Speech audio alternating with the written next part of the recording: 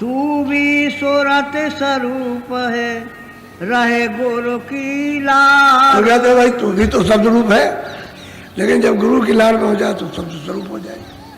अभी तू अलग थी, सबसे अलग हो गई थी, इसलिए शब्द रूप नहीं था। और जब शब्द रूप हो जाएगी तो हमें तो कहते हैं गुरु की लाल, गुरु की शरण में तू चले जा। कौन? जो ऊपर में है। और कहते हैं कि भाई वो तो कहते हैं कंज गुरु, उसी को कंज भी कहते हैं। कहते हैं कंज गुरु मिले, दर्शन हुए, वो हमको ले गए। देह गुरु से कुछ नहीं बनता, कंज गुरु से बनेगा। जो कंज को प्राप्त कर चुका है, कंज हो चुका, वही कंज गुरु है। और देह गुरु से तो देह गुरु बाहर लगाते थे, इनको देह गुरु कहते हैं। कंज गुरु अंदर भी ले जाएंगे। बड़ा अंतर है जमीन आसमान का फर्क। ये अंधेरा हो उजाला। तो कहते हैं तेरा भी तो शब्द रूप है।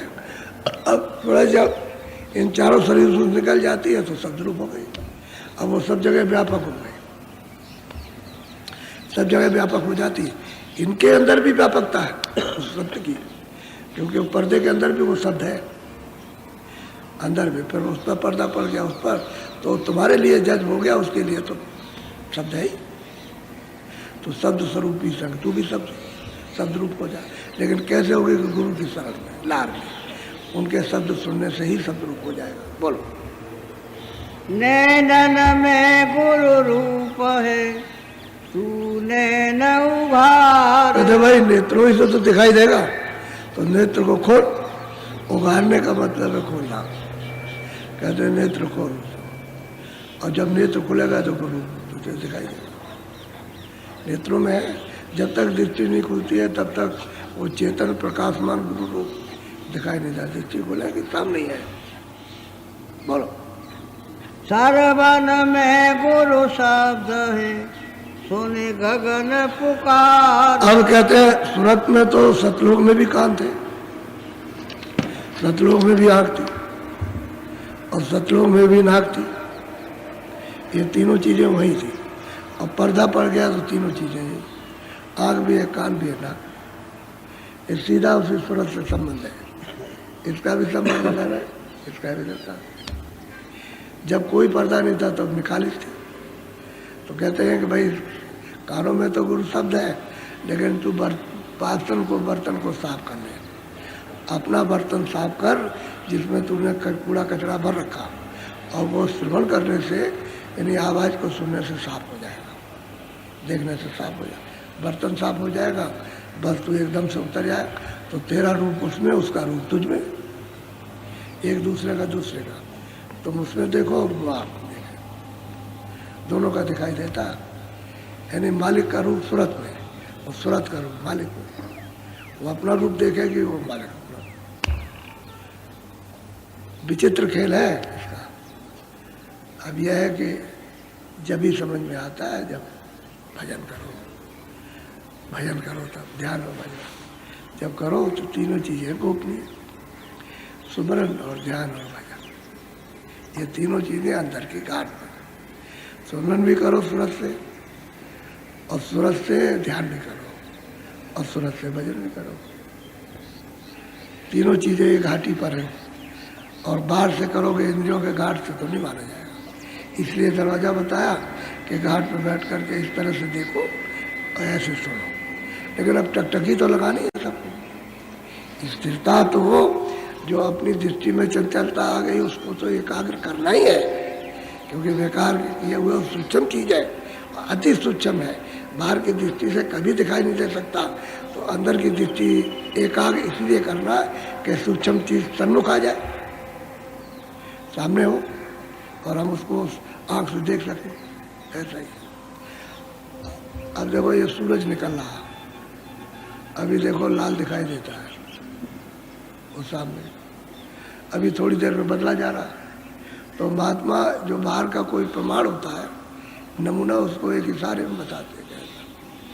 अब ऐसा सूरज अंदर बहुत बड़ा, ये तो कुछ भी नहीं है, ये तो सूरज निकलता डूबता है, इससे लाखों कितने गुना बड़ा, तो उसका आकाश भी बड़ा होगा। तो मतलब ये रूप भी बड़ा तो आकाश भी बड़ा। तो असली बात यह है कि कोई ऐसा नमूना मिलना चाहिए जिससे कि अंदर इसको धसाया जा सके, अंदर बैठाया जा सके। अब अंदर का घाट जब भूल गया तो उसे क्या मालूम कैसे बैठेंगे, कैसे, मतलब ये कि करेंगे क्या करेंगे क्या नहीं।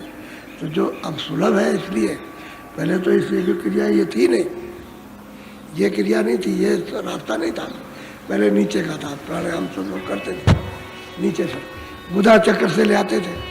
अब महापुरुषों ने नीचे का सब खत्म कर दिया, इधर से कोई क्रिया शारीरिक नहीं। अब सूरत यहाँ बैठी है, यहीं से करो। तो ये तो कलयुग में अभी जारी हुआ, 700 वर्ष के अंदर, पहले तो नहीं था, ये तो अब जारी हुआ, पहले अब ये सुलभ है। सब इसको बच्चे भी कर सकते हैं, बच्चे भी कर सकते हैं, और बूढ़े भी कर सकते हैं, जवान तो करते ही करेंगे, सबके लिए सुलभ। अब इधर से ध्यान को हटाना, और ये इधर जो फैला रखा है उसको ध्यान इधर ले आओ, यहाँ ले आओ। अंतर का घाट अंतर में, बाहर का घाट बाहर, तो बाहर छोड़ के अंदर में चले जाओ। इतने ही समझने की ज़रूरत है, बहुत चित्त को लगा करके, यही समझ में आ जाए तो जल्दी हो जाए। अब बहुत से लोग हैं सत्संग सुनते हैं,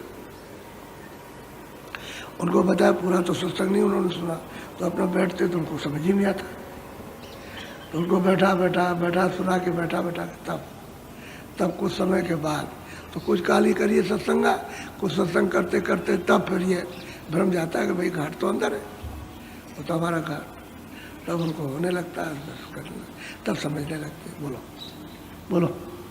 सतगुर पूरे कह रहे यह मार्ग सार, जो जो माने भाग्य से तो उतरे पार।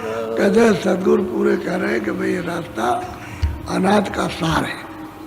सारा से कहते हैं सच्चा, जहाँ से तुम आए हो वो रास्ता है। अभी तो हमको पता ही नहीं कि मैं कहाँ से आया हूँ, मालूम नहीं कहाँ से उतर के आया। ये जो इतनी सृष्टि जिसने बनाई ये कहाँ से बनी ये किसी को नहीं मालूम।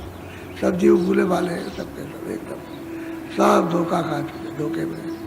इसलिए पूरे सदगुरु कह रहे हैं कि हमारा सीधा सच्चा है, सार है, और इसी से जीवों को चलना चाहिए, जितना भी बन सके इसी को करते कर बन जाओगे तो।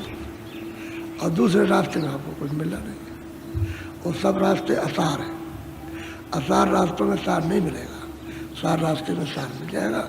तो पूरे सदगुरु ने ये बताया प्रेमी को कि देखिए सार रास्ता है, इस पर निकल चल। और अभी मौका है, मनुष्य शरीर मिला दोस्तों, तो भजन करना है। आज शाम को जो लोग आए हुए हैं कुछ आदमी, उनको शाम को नामदान, लेकिन सत्संग 4 बजे होगा।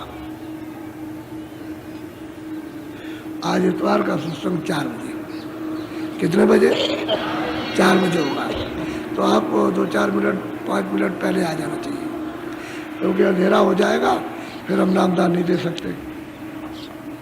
थोड़ा उजाला रहेगा तो समझाने में आप देखोगे भी और ठीक से सुनोगे भी, तो ठीक अंधेरा हो जाएगा तो ऊट चूक हो जाती है अंधेरे में, बताने में कराने में। इसलिए उजाला रहना चाहिए। पहले तो सत्संग, और सत्संग के बाद आपको नामदान देंगे। उजाले में करना चाहते हैं तो सत्संग हो जाएगा, उजाले में नामदान हो जाएगा। और फिर जो कुछ भी आप करते हो, बाहर का दिया जलाते हो, शरीर से जलाओ। आप कब बड़ा करते हैं? अरे भाई अंधेरा है तो लाइट जलाते हो तो इसको मत जलाओ, चलो दिया जला लो। किसके लिए? कि चलो भाई रोशनी हो जाएगी। और क्या, अंदर की रोशनी अलग है, ये बाहर की, तो न जानने के कारण वही करते। अब वो कहते हैं कि कल की जो दिवाली हो गई उस पर एक दिया जलाते हैं, तो ले जाते हैं उस पर रखते हैं घूरे पर। घूरा कहते हैं जहाँ जानवरों की खाद डाली जाए, झाड़न झूड़न जहाँ फेंका जाता है उसको घूरा कहते हैं। वहाँ एक दिया रखते जा करके। अच्छा, इस क्यों रखते घूरे पर? अब ये तो लोग जानते नहीं हैं कि क्यों रखते हैं। कि दिया रखेंगे दिवाली पर तो ये गोबर, ये खाद खेत में जाएंगे तो अन्न ज़्यादा होगा। तो ये कहा था भाई हम इसकी भी पूजा करते हैं, ये भी लक्ष्मी है, ये भी लक्ष्मी, जिसको आज फेंक दिया ये खेत में आएंगे, फिर से अनाज पैदा होगा। इसलिए तो कहे कि गोवर्धन, यानी कृष्ण ने कहा कि भाई गोबर, गोबर गोबर कोई पहाड़ नहीं है जो आप कह सोचते हो कि पहाड़ होगा, नहीं। गोबर ये धन है, इसको खेत में डालो और अनाज पैदा होगा, इसकी पूजा करो। तो सच्ची बात है, तो हम तो भी कहते हैं कि अन्न देवता है, अन्न में प्राण है। क्योंकि कलयुग में अगर अन्न नहीं मिलेगा तो हम देखो लोग मर रहे हैं, कितनी बाढ़ और तूफान आया। अब रोज़ रेडियो देखते हो, सुनते हो, आप टीवी सुनते होगे, देखते होगे, तमाम लोग मरे पड़े हुए हैं, तमाम सुन रहे हो। तो ये क्या है, देख लो आप। तो ये अन्न में देवता, आप अन्न के लिए तो सब तरह से कहते हैं। कोई जाए 2-4 बोरा 10 बोरा के यहाँ लूट हो जाती है, उनमें आपस में मार हो जाती, लूट रहे। अभी प्राणों की रक्षा के लिए जो मिलेगा वो सब